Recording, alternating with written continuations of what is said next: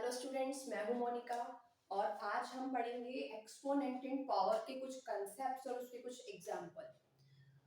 ये जो टॉपिक है ये आपका क्लास 7th में भी आएगा। चैप्टर 13 करके आपका एक चैप्टर है और क्लास 8th में भी आपको चैप्टर है। तो इसके कंसेप्ट्स पहले पढ़ेंगे और फिर one by one class wise इसके क्वेश्चंस भी करेंगे। तो सबसे पहले तो हम इसका डेफिनेशन समझेंगे, उसके एक छोटे छोटे एग्जांपल्स और उसके टाइप्स पढ़ेंगे। आपका है 2 की पावर 5, राइट। तो ये जो नीचे लिखा है ना, नीचे जो नंबर होता है दैट इज कॉल्ड बेस, इसको क्या रीड करते हैं? बेस। ओके। और ये जो ऊपर होता है दैट इज कॉल्ड एक्सपोनेंट और हम इसको क्या बोलते हैं? Power. Sometime it's called indices. Okay. और इंडेक्स, ये सब चीज सेम है। अगर आप सेकंड पॉइंट पढ़ेंगे, the term exponent, index and power all mean the same. Means जो ये नीचे रहता है, नीचे जो रहता है दैट इज कॉल्ड बेस, और उसके ऊपर जो मैंने ये लिखा है दैट इज कॉल्ड एक्सपोनेंट और पावर। उन्होंने कुछ एक चीज लिखी है यहाँ पर, it is also raised to the power of a number. देखिए एग्जांपल लिखा है मैंने, कैसे रीड करेंगे इसको? मैंने 2 के ऊपर 2 लगाया है ना ऊपर, तो क्या कैसे पढ़ेंगे? 2 रेज्ड टू द पावर 2, मतलब 2 की पावर क्या है? 2, और इसको क्या बोलते हैं? एक्सपोनेंट भी बोलते हैं। अभी यहाँ पे मैंने एक चीज लिखी है, expression that consist of a repeated power of multiplication. उसी सेम फैक्टर का बार बार मल्टीप्लाई करेंगे जितनी हमको पावर दी होगी ऊपर। देखिए जैसे मैंने यहाँ पे लिखा है 2 की पावर 5 है ना, ऊपर ये पावर है, तो क्या करेंगे? इसको 2 को क्या करेंगे? रिपीटेड मल्टीप्लाई करेंगे। कितनी बार करेंगे? जितनी उसकी पावर होगी। देखिए 2 मल्टीप्लाई 2 मल्टीप्लाई 2 मल्टीप्लाई 2 मल्टीप्लाई 2, हमें 5 पावर दी हुई है ना, उसका 5 इंडेक्स दिया हुआ है, 5 एक्सपोनेंट दिया, तो हमने उसको कितनी बार मल्टीप्लाई कर दिया? 5 बार। 2 2 जा 4, 4 2 जा 8, 8 2 जा 16, 16 2 जा 32। आप इसकी 2 2 की पेयर बना के भी मल्टीप्लाई कर सकते हैं। किस तरीके से? जैसे आपने किया 2 2 जा 4, अगेन 2 2 जा 4 और लास्ट में बचा 2, तो 4 4 जा होता है 16, अगेन 16 2 जा, आंसर वही आने वाला है। ये आप पे डिपेंड करता है आप किस तरीके से करते हैं। I am repeating an expression that consists of a repeated power of multiplication of the same factor। Same, देखिए जो फैक्टर है ना ये सेम ही है, 2 का ही मल्टीप्लाई कर रही हूँ मैं रिपीटेशन में, जितनी बार मुझे पावर दी हुई है।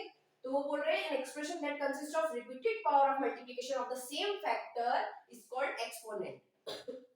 और इसको क्या बोलते हैं? It is also called as raise to the power of a number. Sometime जैसे मैंने लिखा ना यहाँ 2 की पावर 2, तो उसको कैसे रीड करोगे? 2 raise to the power 2। Meaning वही है, ये वाला पॉइंट आप पढ़ें, the term exponent, index, power all mean the same, so don't get be confused. यहाँ पे जैसे 2 की पावर 5 है ना, उसको पावर भी बोलेंगे, एक्सपोनेंट भी बोलेंगे, इंडाइसेस भी बोलेंगे, इंडेक्स भी बोलेंगे, तो सबका मीनिंग सेम है, सो don't gate confused. Exponent clear हुआ? कोई भी लिखा है मैंने 2 रेज टू द पावर 2, तो जो नीचे होगा ना दैट इज कॉल्ड बेस। क्या बोलेंगे इसको हम? क्या बोलते हैं? Base, BASE, base. और जो उसके ऊपर जो मैंने लगाया दैट इज कॉल्ड एक्सपोनेंट और पावर और इंडाइसेस। और इसको किससे रीड किया जाता है? 2 रेज टू द पावर 2, तो क्या हो जाएगा? 2 रेज टू द पावर 2 उतनी बार को उसको मल्टीप्लाई करते हैं, आपने पढ़ा होगा फर्स्ट लाइन, तो क्या हो जाएगा? 2 into 2 is equal to 4। एक और एग्जांपल लेते हैं, जैसे मैंने लिखा 5 पावर 5, तो इसको कैसे लिखेंगे? 5 रेज्ड टू पावर 5, तो क्या हो जाएगा? 5 को कितनी बार? 5 को 5 से नहीं करना है, 5 को 5 टाइम्स लिखना है रिपीटेड मल्टीप्लिकेशन में। कैसे? 5 मल्टीप्लाई 5 मल्टीप्लाई 5 मल्टीप्लाई 5 मल्टीप्लाई 5, और फिर उसको मल्टीप्लिकेशन करके जो आंसर आएगा वो हम लिख देंगे। समझ में आ रहा है किस तरीके से सॉल्व होगा इसको? ये पॉइंट समझ में आया? अब इसके बाद क्या है? इसके टाइप्स है। हम इसके कुछ रूल्स भी पढ़ेंगे जिससे हम क्वेश्चन, जिसकी हेल्प से हम क्वेश्चन सॉल्व करेंगे, जिसको लॉज ऑफ इंडाइसेस भी बोला जा सकता है, रूल्स ऑफ एक्सपोनेंट भी बोलते हैं। ओके, तो सबसे पहले तो हम इसके टाइप्स पढ़ेंगे, तो पहले हम इसके नेम्स को रीड आउट कर लेते हैं, उसके बाद हम उसको डिटेल में पढ़ेंगे। फर्स्ट है पॉजिटिव एक्सपोनेंट, सेकंड है नेगेटिव एक्सपोनेंट, थर्ड है जीरो एक्सपोनेंट एंड फोर्थ है रैशनल एक्सपोनेंट। तो चलिए स्टूडेंट्स इसके टाइप्स को पढ़ लेते हैं हम लोग। फर्स्ट है हमारा पॉजिटिव एक्सपोनेंट। ओके, तो सबसे पहले इसकी डेफिनेशन पढ़ेंगे, उसके बाद इसका एग्जांपल देखेंगे।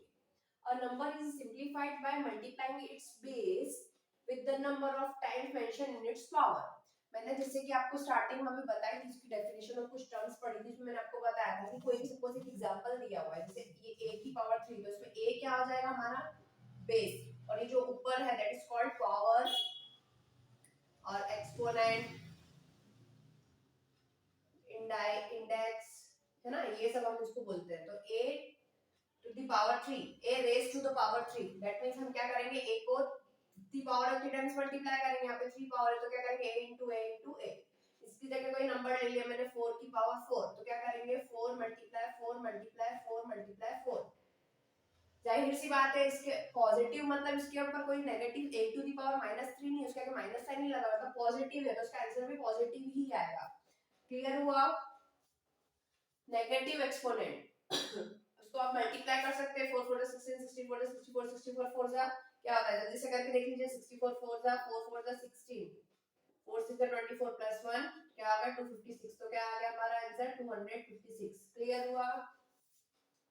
Negative exponent, this property implies that simply flipping the fraction any negative exponent may be transformed to the positive। जब भी हम किसी negative exponent को positive में change करेंगे, जैसे ये नाम ही इसका नेगेटिव एक्सपोनेंट है, राइट, तो कोई हम ऑब्वियसली बात है हमको नेगेटिव एक्सपोनेंट दिया रहेगा, तो नेगेटिव एक्सपोनेंट को कैसे सॉल्व करेंगे, उसको पहले फ्रैक्शन में लाएंगे, दैट मींस उसको पॉजिटिव में ट्रांसफॉर्म करेंगे, चेंज करेंगे, तो क्या हो जाएगा द नंबर। और एक चीज और ध्यान रखिएगा, the number however must not be zero, number zero नहीं होना चाहिए। देखिए a to the power -x कैसे हो जाएगा, किसी की भी बेस है ना, ये a क्या होगा हमारा बेस, और ये क्या है नेगेटिव एक्सपोनेंट, नेगेटिव पावर, ठीक है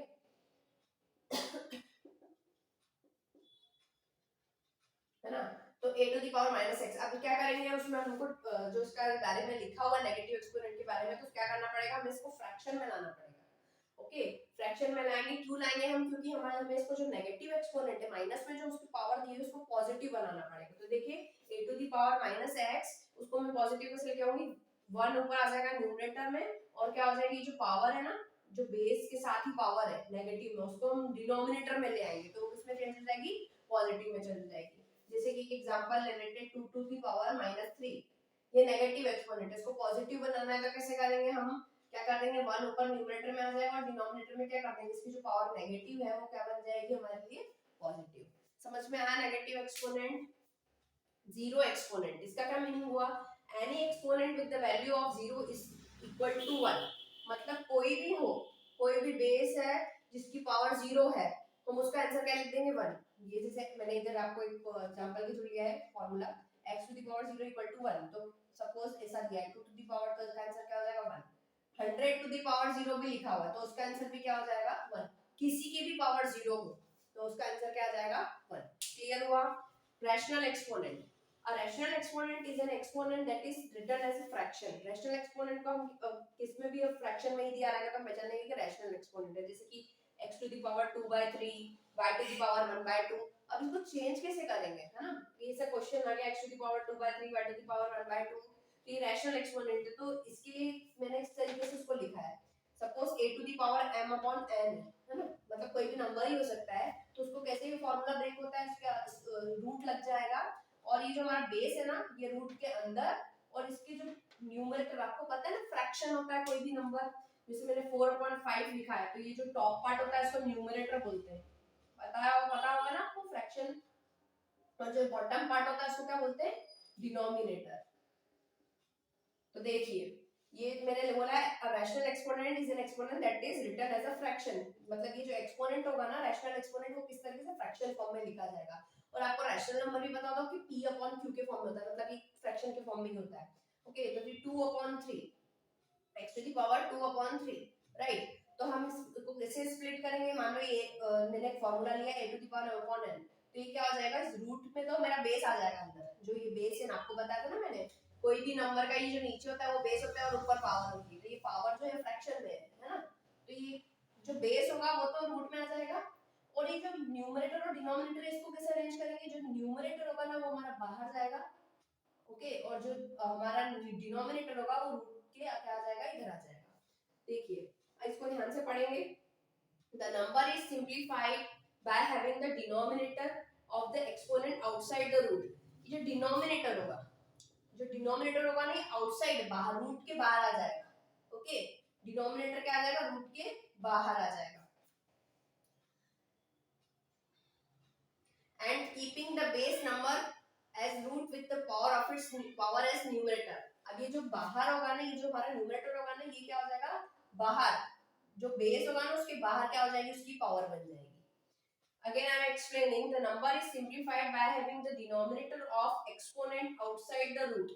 ये जो न्यूमरेटर और डिनोमिनेटर है ना, इसमें से जो डिनोमिनेटर होगा हमारा, ये क्या हो जाएगा, आउटसाइड द रूट, रूट के क्या आ जाएगा, बाहर आ जाएगा।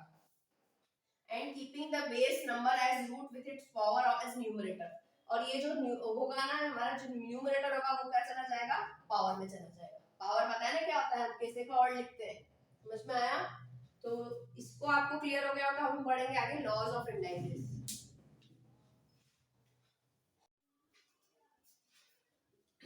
तो चलिए स्टूडेंट्स पढ़ लेते हैं laws of exponents and laws of indices. अब हम ये क्यों पढ़ रहे हैं, क्योंकि जो हम एक्सरसाइज में क्वेश्चंस करेंगे आगे वो सब इनके ऊपर डिपेंडेंट है। अगर हमने इनको अच्छे से समझ लिया तो हम क्वेश्चन को इजीली सॉल्व कर लेंगे। फर्स्ट है प्रोडक्ट लॉ ऑफ एक्सपोनेंट्स।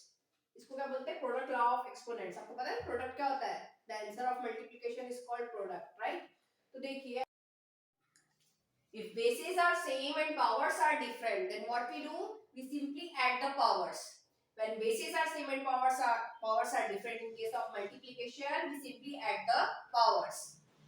इसको हम क्या बोलते हैं, product law of exponents. Second, quotient law of exponents. Quotient law of exponent, यहाँ पे क्वोशिएंट लिखा है, क्वोशिएंट क्या होता है, the answer of division is called quotient. जो डिवाइड का आंसर होता है इसको हम उसको क्वोशिएंट बोलते हैं।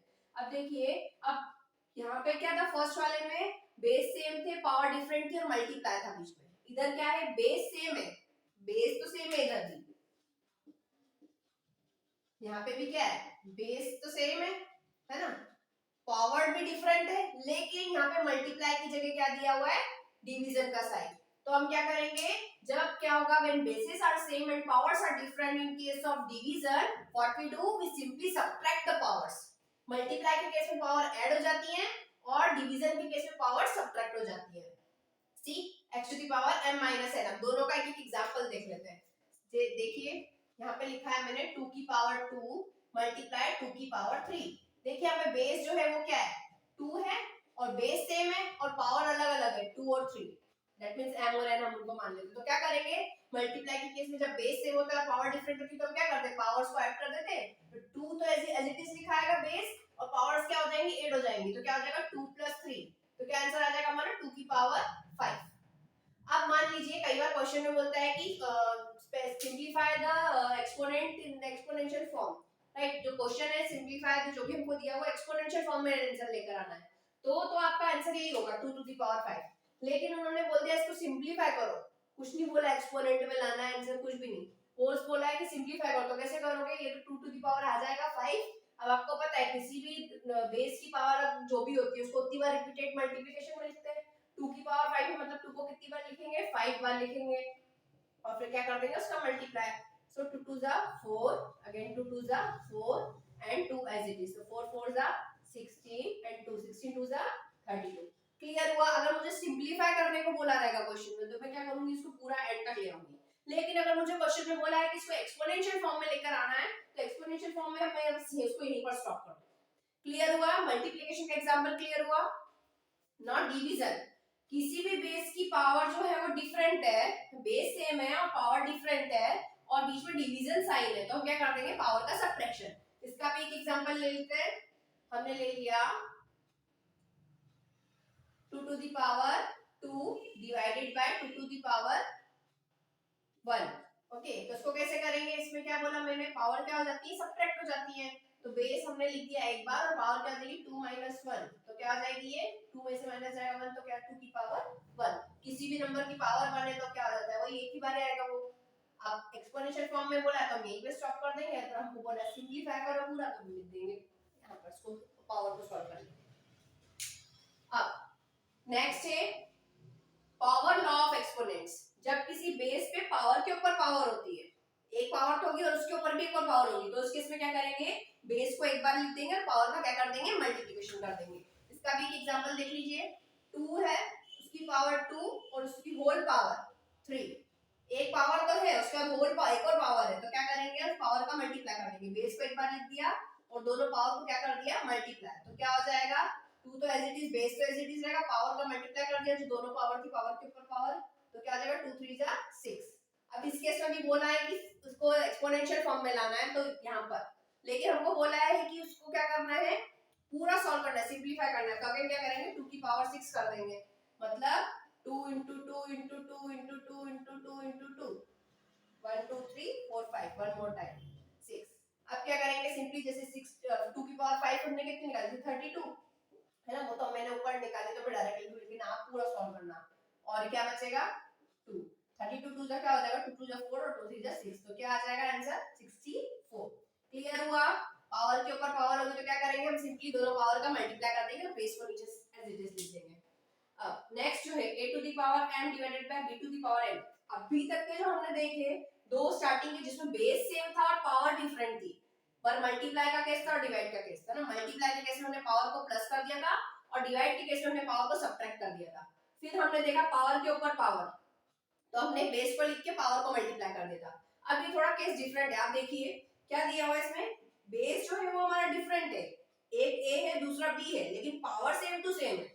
आप ध्यान से देखिए जो वाला लॉ है, इसमें बेस जो है वो डिफरेंट डिफरेंट है, अलग अलग है, लेकिन पावर सेम है। तो उस केस में क्या करना है हमको, उस केस में करना है जो दो हमारे दोनों बेस होंगे उन दोनों को मल्टीप्लाई कर देंगे और पावर को एक बार लिख देंगे। जैसे कि एक एग्जांपल ले लेते हैं, 2 to the power 4 multiply 3 to the power 4। तो उस केस में क्या करेंगे, हमारे जो बेस होंगे ना जो अलग अलग है उनको हम लिख देंगे ब्रैकेट के अंदर 2 मल्टीप्लाई बाय 3 और उनका क्या कर देंगे मल्टीप्लाई, और जो हमारी पावर सेम है ना उसको क्या कर देंगे एक बार लिख देंगे। क्लियर। अब 2 3 से क्या होता है 6 और उसकी पावर क्या हो जाएगी 4।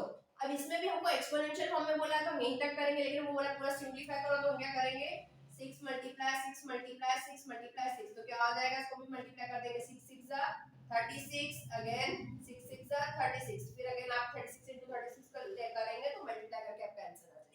क्लियर। अब 6 वाला है, ये आपको जीरो एक्सपोनेंट पढ़ा था हमने, याद है इसके पहले टाइप्स ऑफ एक्सपोनेंट में, तो किसी भी नंबर की पावर जीरो की तो क्या आ जाएगा 1। ये हमने वहां भी पढ़ लिया, बट ये भी आप ध्यान रखिए किसी भी नंबर की पावर, किसी भी, ए तो जस्ट मैंने एक वेरिएबल लिया, कुछ भी हो सकता है वो नंबर, किसी भी पावर जीरो तो क्या आ जाएगा आंसर 1। अब ये क्या है, लॉ ऑफ रेसिप्रोकल आपने पढ़ा था ना, नेगेटिव एक्सपोनेंट, किसी भी बेस की अगर पावर नेगेटिव है तो उसको पॉजिटिव कैसे बनाएंगे, उसको डिनोमिनेटर में ले आएंगे बेस को, तो 1 के डिनोमिनेटर में, मतलब उसको फ्रैक्शन में कर देंगे तो क्या आ जाएगी उसकी पावर पॉजिटिव हो जाएगी। क्लियर हुआ। अब लास्ट है जो अपने रैशनल एक्सपोनेंट, जिसको हम रैशनल एक्सपोनेंट भी बोलते हैं, इसमें क्या होता है किसी भी रैशनल एक्सपोनेंट में मतलब उसको जो पावर होगी उसको फ्रैक्शन में लिखा जाता है। तो देखिए उसमें क्या होता है, ये जो ऊपर वाले नंबर को न्यूमरेटर बोलते हैं और नीचे वाले नंबर को डिनोमिनेटर बोलते हैं। तो हम इसको क्या कैसे सॉल्व करेंगे, जो हमारा बेस होगा उसमें रूट लगा देंगे और जो हमारा इसमें न्यूमरेटर होगा वो पावर में चला जाएगा और डिनोमिनेटर जो होगा वो क्या हो जाएगा रूट के आउटसाइड, मतलब बाहर आ जाएगा। ये सब लॉ हमको अब क्वेश्चंस में काम आएंगे, तो ये जो क्वेश्चंस है वो हम करेंगे अगले वीडियो में। आई होप कि आपको कांसेप्ट्स क्लियर हो गए होंगे।